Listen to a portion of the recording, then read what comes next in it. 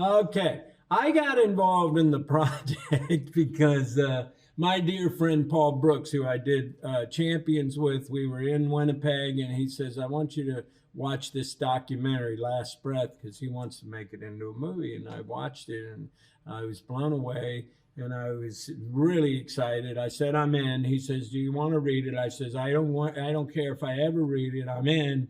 And then that's how I got to meet my two. And he still hasn't read new it. besties. He still hasn't read it. Wow. I didn't need to read it. I figure it'll organically all come together. It's great. What was training like for this role, and how is it different from your other action roles? I mean, training for this underwater movie was and will be one of the most memorable experiences of my career. You know, we had an incredible dive instructor by the name of John Garman, who, you know, very famously worked with James Cameron on The Abyss and the Avatar movies, and really just has an all-encompassing, comprehensive expertise in preparing actors to play divers and get them really good and really fast. So, you know, both Finn and I spent, 3 or 4 weeks just underwater every single day, out in the Mediterranean around Malta where we shot the film, but also in the tank where we shot the underwater scenes.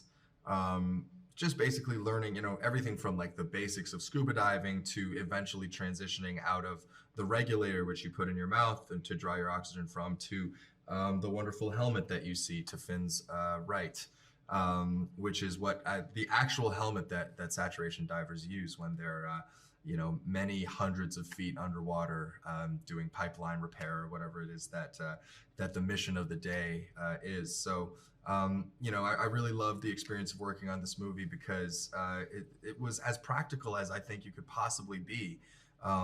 Truly, most of the underwater sequences and the shots that you see are performed by Finn and myself and are really as true to life as you can possibly get, given the circumstances. And that's always just a really gratifying experience for an actor. And Finn, did you meet the real life divers and the real Chris Lemons, and did that impact your performance in shaping your character? I got to meet Chris, and it definitely impacted the performance and impacted the experience because you get to ask all the questions that a script might not tell you.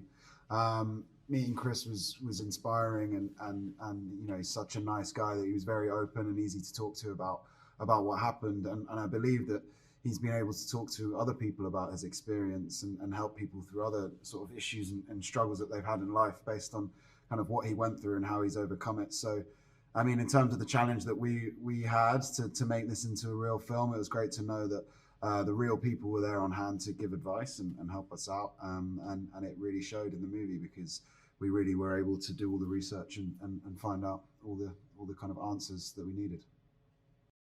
水深最高300メートルで作業を行う飽和潜水士。In you go. Get out of there right now.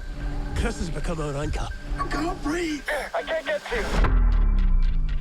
驚愕の実は通信は途絶え酸素は残りわずか。 I'm not losing a diver today. ラストブレス。 Chris, where